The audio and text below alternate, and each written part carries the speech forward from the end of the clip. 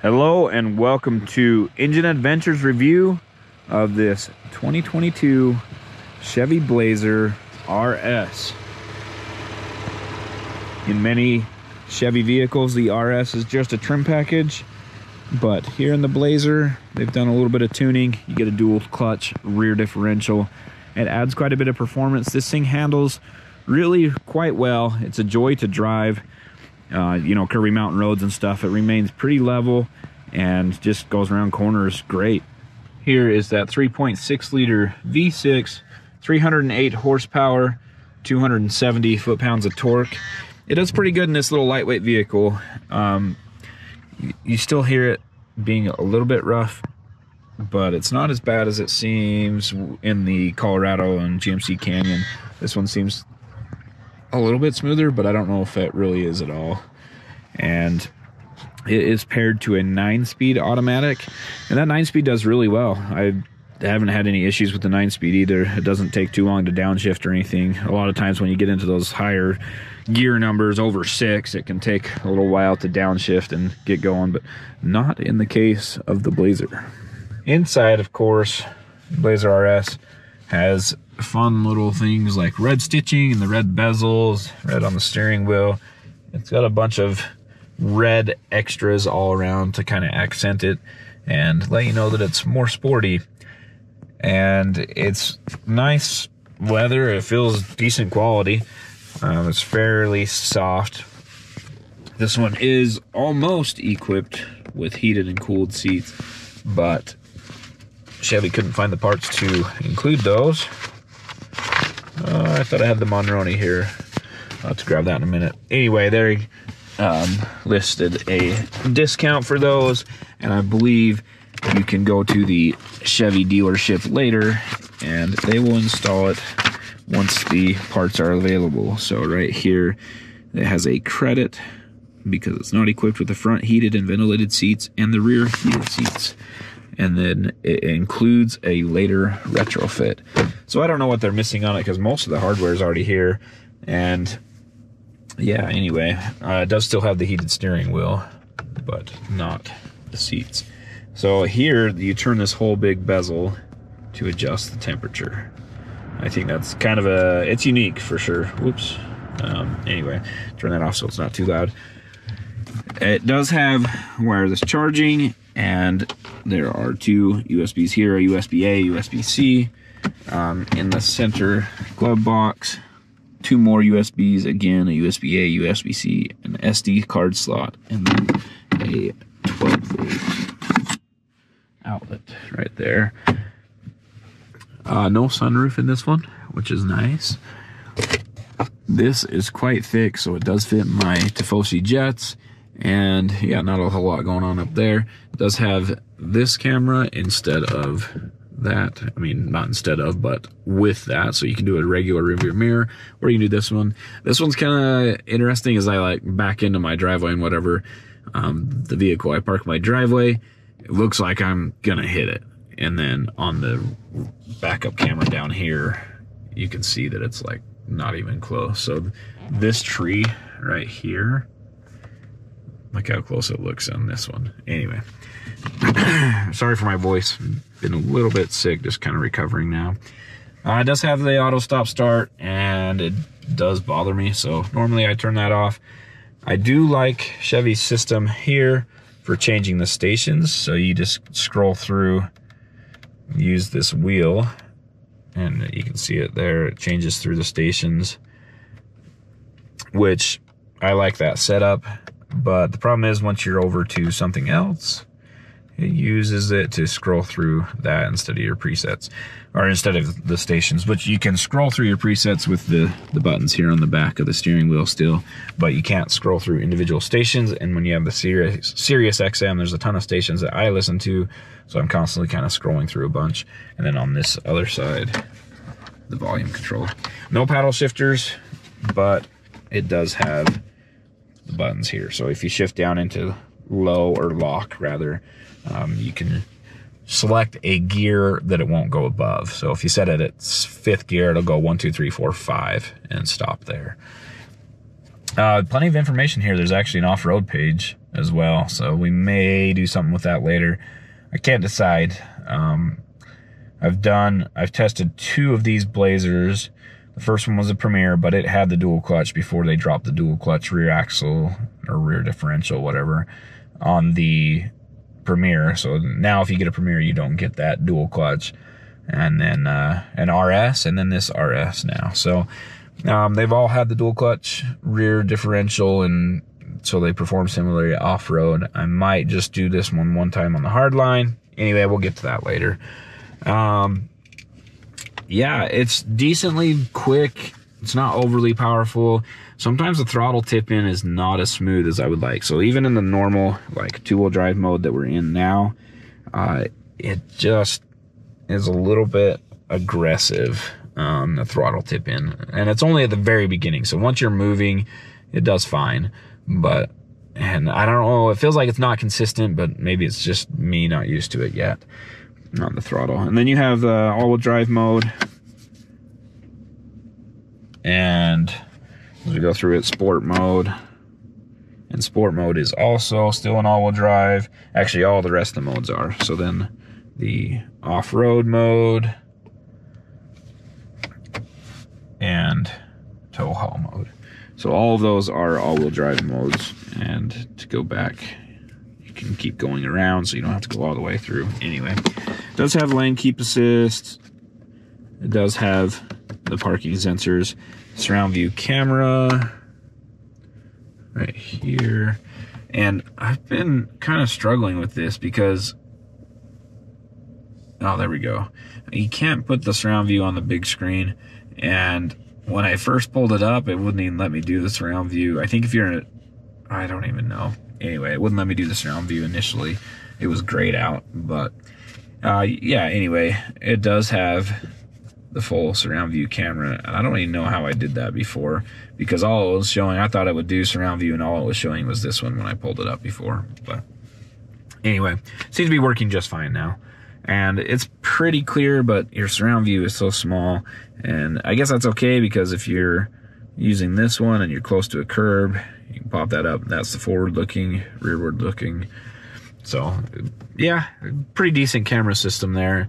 It's just a little bit hard to see on that one. Front, I do like how the vents close as well. So for me, I just leave them open all the time and adjust the airflow. But yeah, if you need to close it, you just turn the inside there and it pops those flaps up. And I like how that closes. It seems to close off really well too. There's not any air coming through there, which I guess that's how most of them are anyway. Back here, plenty of room, so the driver's seat is where I position it while I'm driving. Tons of room there. 2 more USBs. It's a USB-A, USB-C again, and a 120 volt outlet there, 150 watts. Like I said, does almost have heated seats.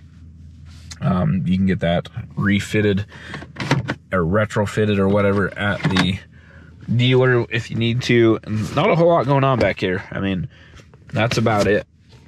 But a good amount of space. Got the mat pockets, handles, lights, all of the usual stuff that you get in a crossover. I did notice these actually, I believe those are the microphones for the wireless or hands-free calling or whatever. Interesting that they have them all around. The seats fold, of course.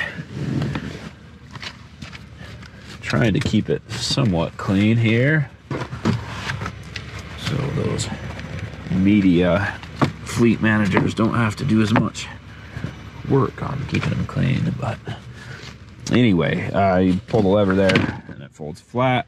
Get a nice flat load floor. And let's take a look back here. The glass does not open separately. This is like a cargo divider basket deal, I don't know. But anyway, there you go.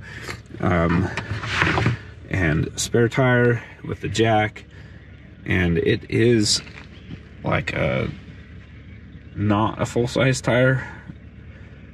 what are they called? A donut. Sorry, I'm losing my mind here. Anyway, it's the smaller spare, and it does have your fuel fill here because it's capless fuel fill.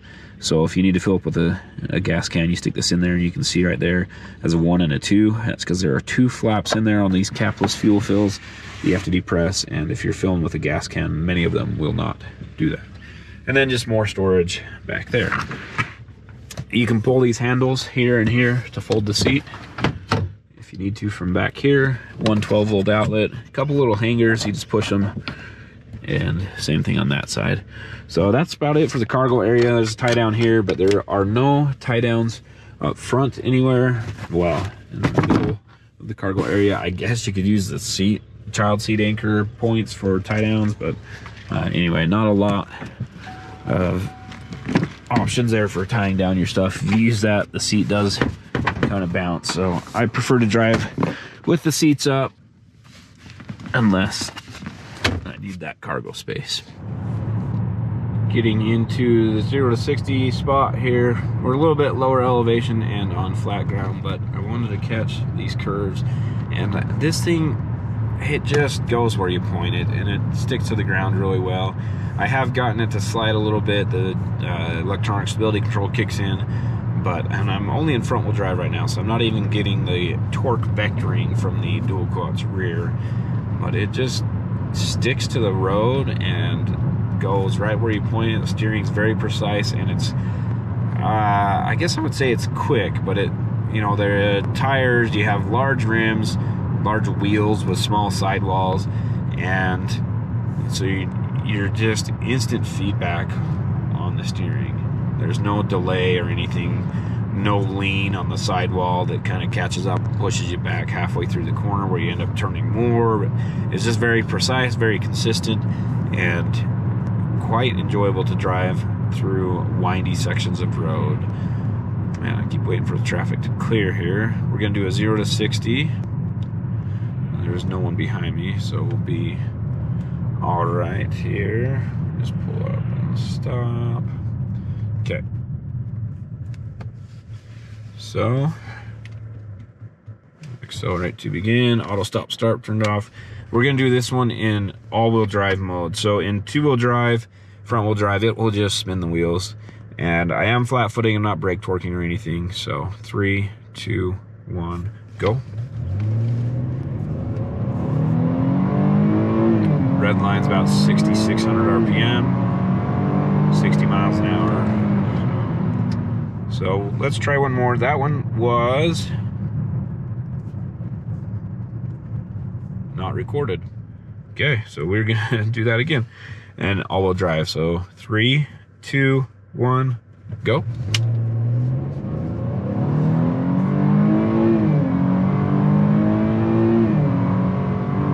$60.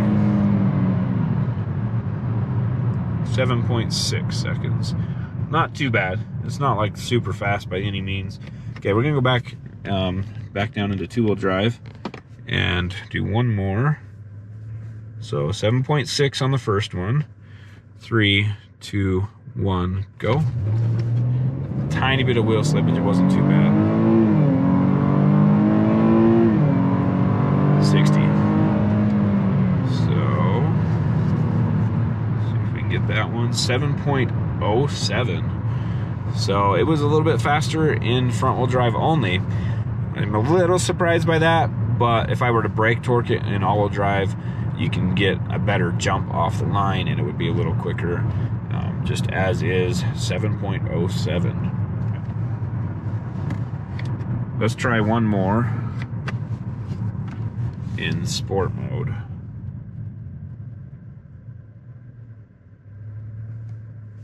Okay, again, not brake torquing. 3, 2, 1, go.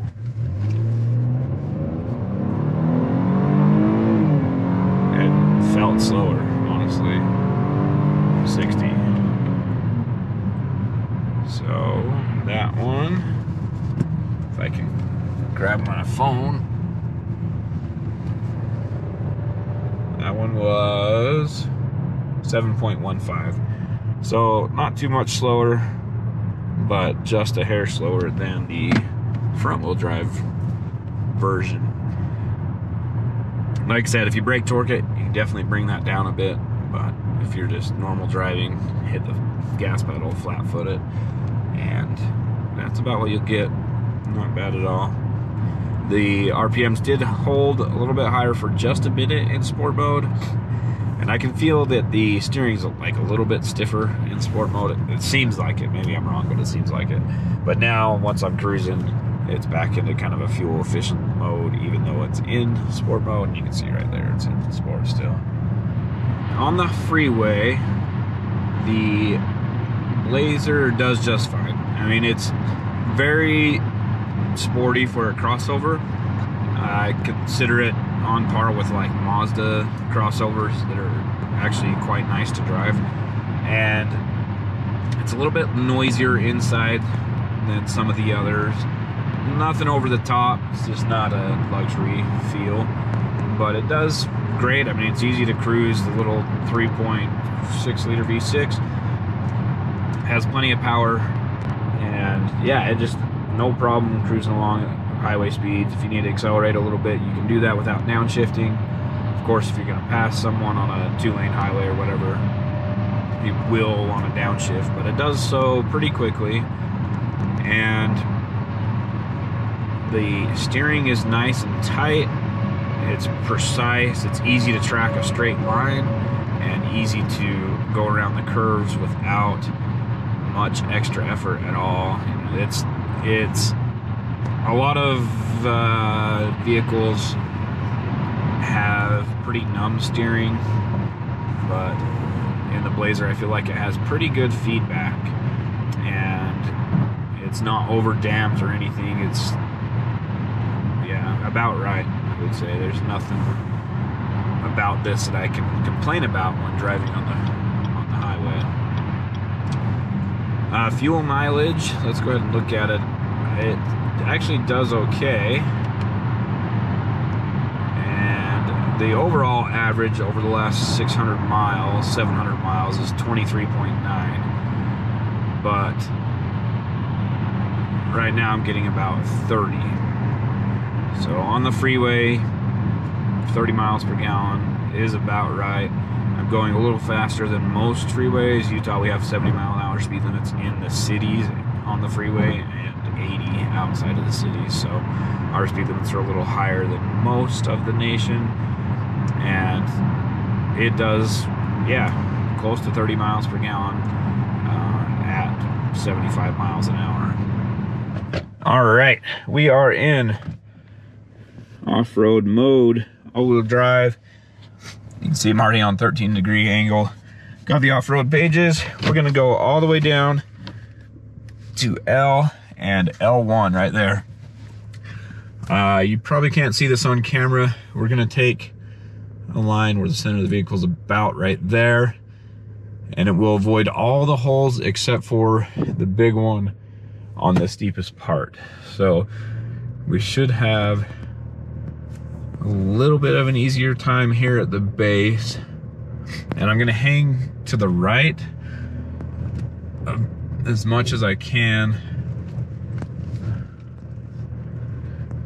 and see if I can get a decent angle for the top. Okay, right here is where we're gonna hit the big hole. Rear wheel is way up in the air, the passenger side, and then the front driver's side wheel is down in the hole. And with a little bit of throttle, able to make it. So now the passenger front wheel is way up in the air, driver's side rear wheel down in the hole.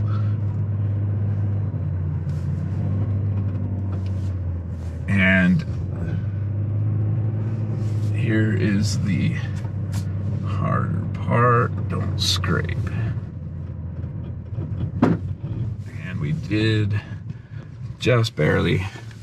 Anyway, how many crossovers this size have been able to do that?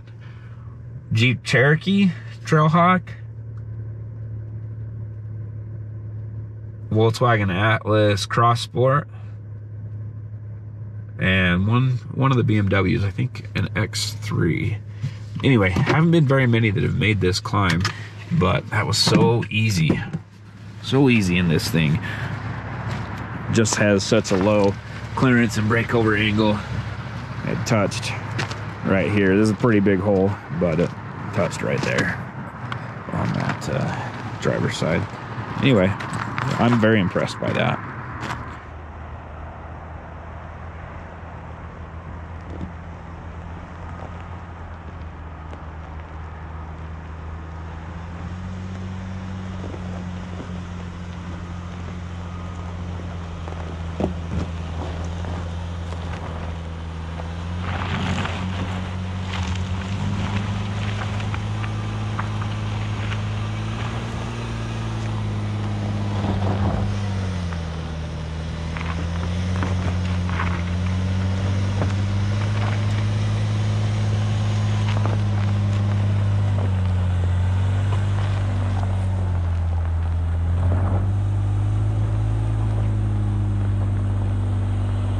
Thank you for watching Engine Adventures review of this 2022 Chevy Blazer. I hope you liked it. Overall, I quite enjoy this vehicle. It's fun to drive. It's actually pretty darn capable off-road with that dual clutch rear, but despite that, it has a really low ground clearance and really wasn't meant for going off-road, but its on-road driving design has helped it with its off-road capability a little bit. If you liked what you saw, be sure to hit subscribe, ring the bell so you get notifications when we post new videos, and give me a thumbs up. If you didn't like it, give me a thumbs down. Either way, comment down below and give me your thoughts. Thank you for watching. Have a great day.